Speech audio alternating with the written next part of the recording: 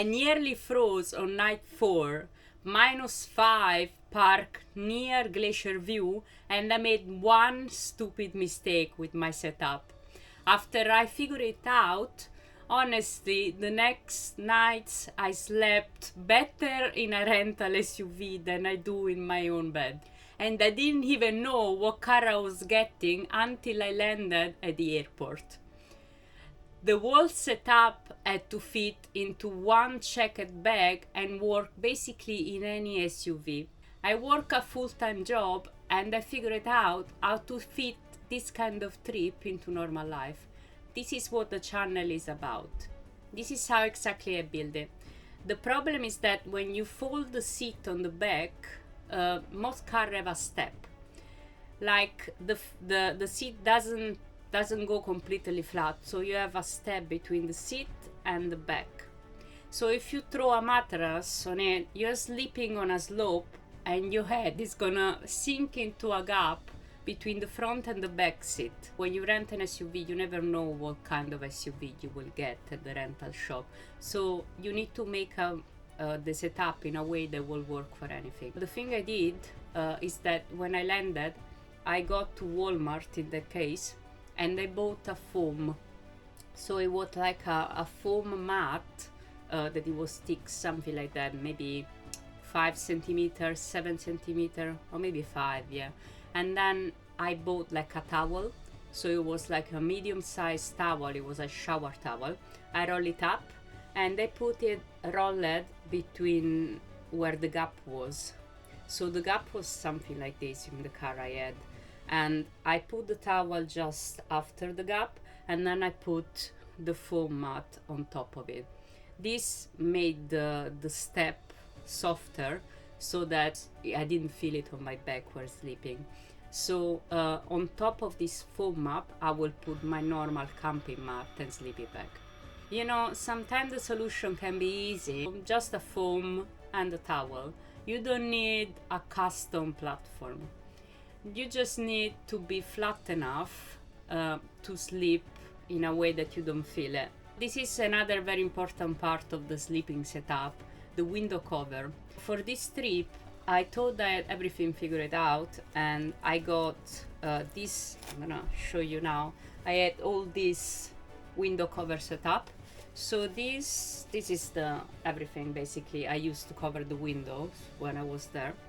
And basically I have two for each back window. I have these nets.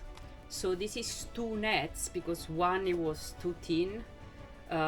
So I used 2 of these. So this is the first one I will put, and this goes over the door, the back door, and then I will put the second layer that it will be the same but thicker. This will go the same on top of the door, on the back door, so it will cover the window, so you can still open the window, but you will have these on top so no one can see you. So I have double layers, so I was sure no one could see me from inside. So this was one side, and then I had another for the other side of the back window, and then I had this is like 2 little curtains. Basically I was hanging this curtain to cover the front window, and this will go behind the front seat, just right behind it. So I would lay this, and this I'll show you. So this is 2 curtains that you can open from the middle. So you can you have this bit and you fix it inside the car, any car. You will be able to do it in any car. So this goes on top, and then you can hang it like this. So this is like a string, and it just hangs between the 2 parts of the car, and you just open and close the little curtains basically. And I had this to cover the front mirror and another one for the back mirror, and you do the same on the back. So this is the size of the curtain part. But also I didn't realize that there was like, I didn't think about it actually, that there was like a cargo small window that I didn't calculate. But luckily I brought this this piece of strip, like, and I used this to hang a shirt. I had a couple of shirts. Maybe it was like a towel on one side and a shirt on the other side. So I used this to attach the shirt on the little window on the back and on the other side, so I was covered. So luckily I brought this because this saved my life in multiple occasions, for this and also for like drying clothes. You know, I will use this to dry wet clothes even inside the car. So definitely bring this, because it doesn't like cost you anything, it doesn't weigh anything, it doesn't take too much space, it's cheap, and you can just like solve a lot of problem if you have it. So worth carrying anyway. So all this tent setup was very cheap. It's like literally nothing. You don't need like expensive setup to do this.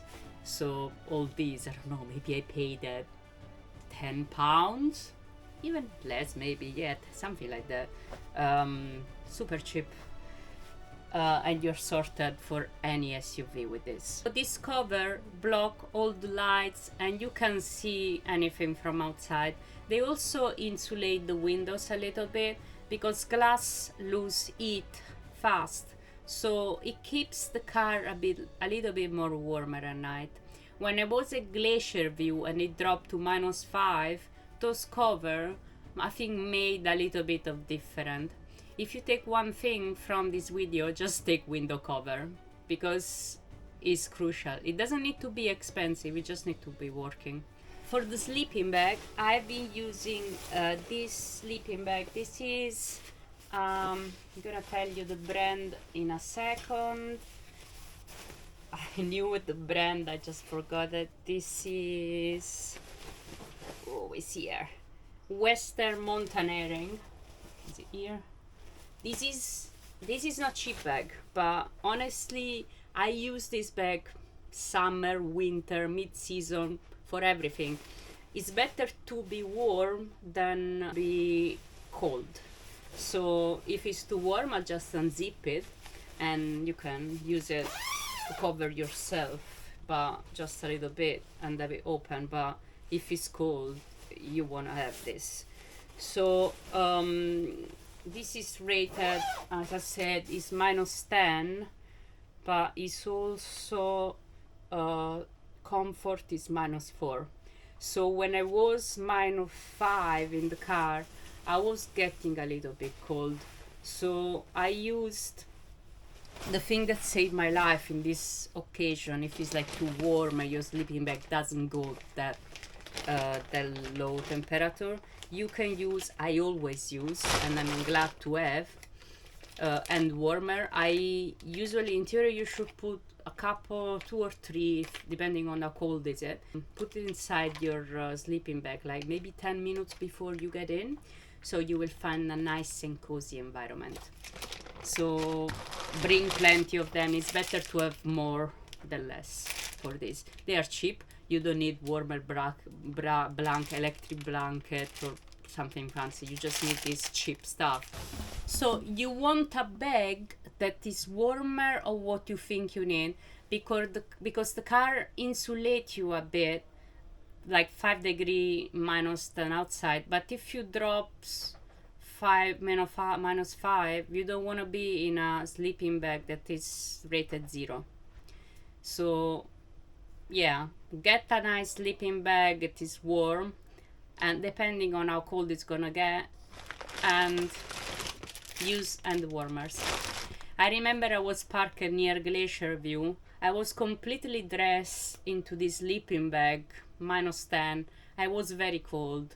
The car gets cold, and I was start thinking, oh, this is it. I'm gonna go to freeze to death. I didn't, obviously, but the mistake I made is that I forgot to put hand warmers in the bag before I got in. I put it after, so it was kind of okay, but the best is to have it before.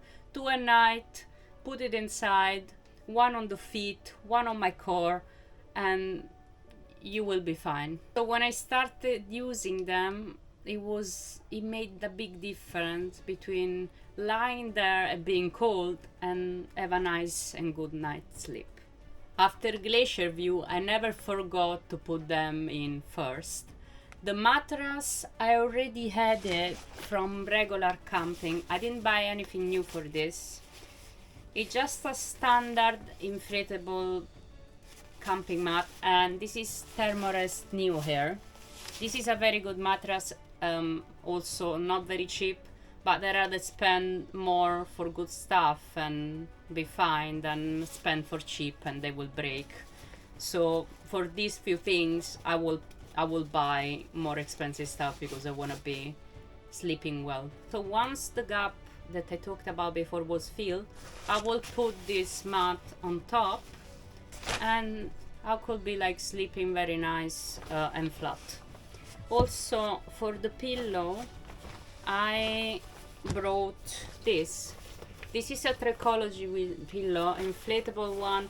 I'm gonna show you in a second how it look like inflated, but this is okay. This is good pillow. It's just that I didn't use it that much for that. So the way I use it is, I'm gonna show you while it's inflated. So I brought this pump. This pump, with this pump I inflated the mat and the pillow. I usually keep it inflated. I will not like deflate it. Like I will keep it inflated, so I will use it like once or twice and that's it. So I will inflate this. Close it. And this, I honestly didn't use it to sleep. I use it as a gap filler. You know, when you are, when you put the sit down on the back, you have a gap. So you will have a gap between the front seat and the back seat. So your head could go in that gap depending how tall you are. So the way I was filling that gap, it was using my checked bag. So it was like a medium-sized bag. I will put it in the gap behind the front seat. And on top, since it was still not at the same level of my mattress, I'll put this. So I will have like the check-in bag and this on top, and this will make the hole at the same level of my mattress, so I could put the head there.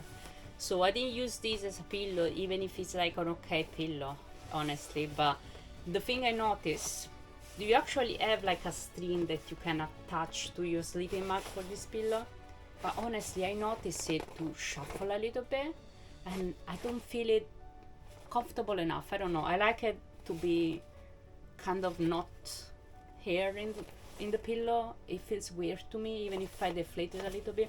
So the thing I used it was this. This is actually the best thing I ever bought. I think it's the thing the best thing I ever bought in my life.